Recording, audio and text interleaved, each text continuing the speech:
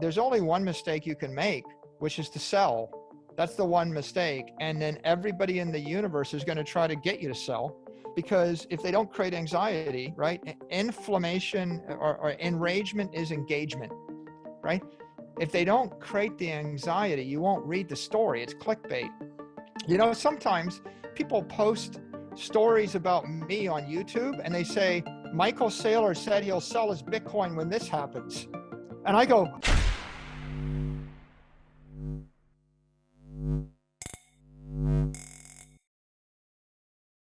Bitcoin bull Michael Saylor provides us an update on the recent market shift and the currency's most recent crashes. He also discusses the causes of shifting cryptocurrency prices and the future of the Bitcoin ecosystem.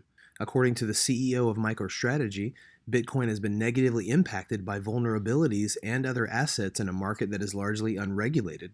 Saylor has been under fire many times in the past few months over falling prices, volatility, and uncertainty. He says that until Bitcoin gets to the $3,000 price point, there's no cause for concern.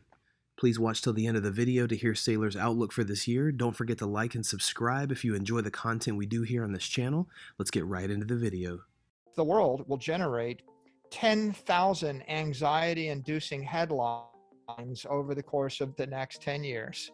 And every one of them will be calculated to get your attention by creating maximum anxiety. And there's only one mistake you can make, which is to sell.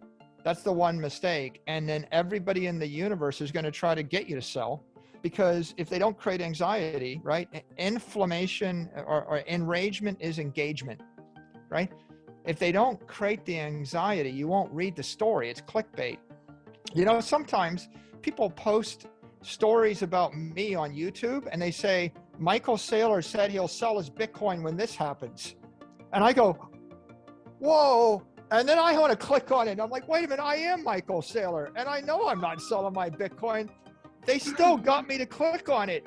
It's that good. The media is engaged in getting you to react. And there's only one mistake when you've made the right decision. When your life is set, you've got the perfect house and the perfect family and the perfect assets and the perfect property. The only mistake is get panicked out of your position. So don't panic. If I look at the course of my life and look at investment wisdom, I'm reminded of a few things. One, Warren Buffett said, if you wouldn't hold that thing for 10 years, you shouldn't hold it for 10 minutes.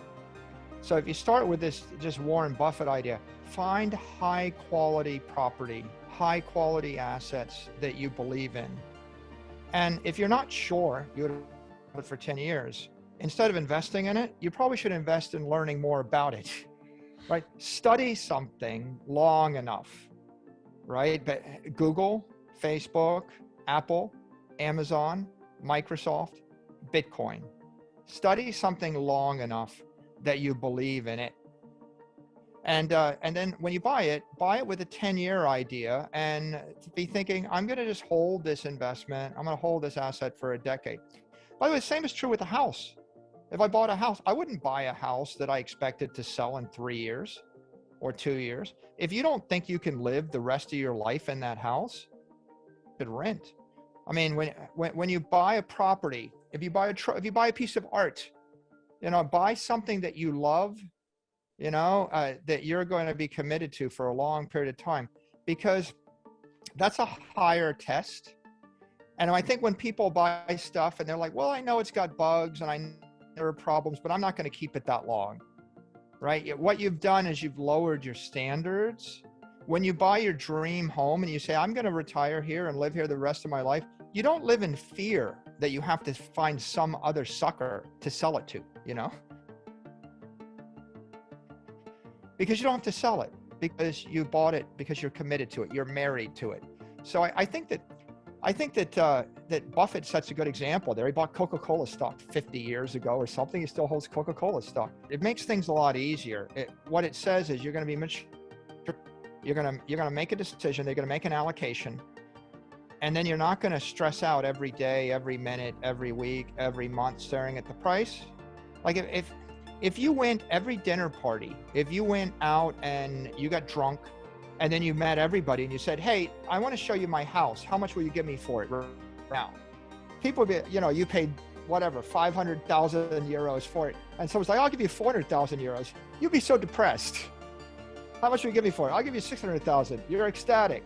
And then, 2 in the morning and you're really drunk. How much? And then you find someone who's even drunker than you. How much will you give me for it? 300,000. Now you're really depressed. Now I'm going to slit my wrist. It's because you're continually overindulging in this exercise. If you just said, this is my beautiful house, I love it, I'm going to live in it the rest of my life, then it's a totally different situation. If I look at all the mistakes that I made, the mistakes are generally, just about every investment I ever made was a good one, because I only bought good things. All my mistakes are, I wish I bought more. And my second mistake is, I'm sad that I ever sold it for any reason. You're not doing this mistake anymore. You're buying so many Bitcoin right now, Michael. Once you figure out what you love, then you buy it. And then your question really is, well, if I'm going to sell it, what's better than what I'm already holding? And that's what I would ask anybody that's selling Bitcoin right now. That's what I was asking when it was 10,000 a coin. I said, who are these people selling this to me? Like, what could they possibly be buying with the money I'm giving them that's better than what I'm buying from them? And the same is true. You've got a network Bitcoin. It's pretty obvious that the world appreciates it. It's common property. We know there's more inflation coming. We know that technology is advancing. We know that people like being able to put things on their smartphones. Yep. So if you believe in technology, if you believe in the future of assets, like the only reason you would ever sell a high quality piece of property is to buy something higher quality, right? Everyone that's successful in life, they don't get successful by trading rapidly in and out. I mean, Bill Gates, Steve Ballmer, Elon Musk, Mark Zuckerberg, Jeff Bezos, they're not trading in and out of their property, right? They're buying property, they're holding it for 30 years, right? And so I think that just figure out what you love. If you're not sure what you love, do more research.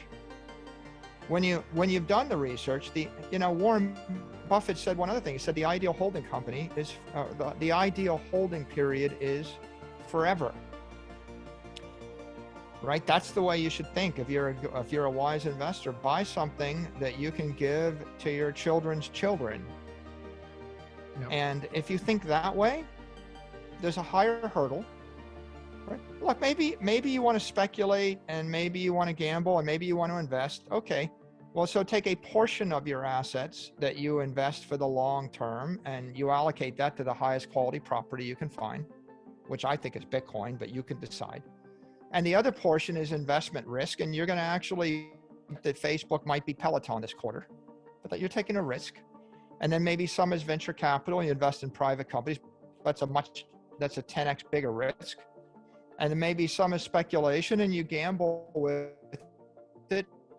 And that's 100x greater risk. As long as there's those 4 buckets, the irrational, then okay, do that, but be rational about it. And, if you really want to be successful, the really successful investors, they picked something, they committed to it, and they stayed with it, and they're unshakable in their conviction. There is little doubt that despite his bravery, Saylor must be feeling the pressure of the market. Since the beginning of the year, the value of the company's Bitcoin holdings have fallen by 67%, and the market outlook is still unfavorable. Many believe Bitcoin's recovery phase will start next month. Do you think we'll start to see an upward shift in the next few weeks? Comment down below. Don't forget to like and subscribe. This is Library of Wealth. We'll see you in the next video.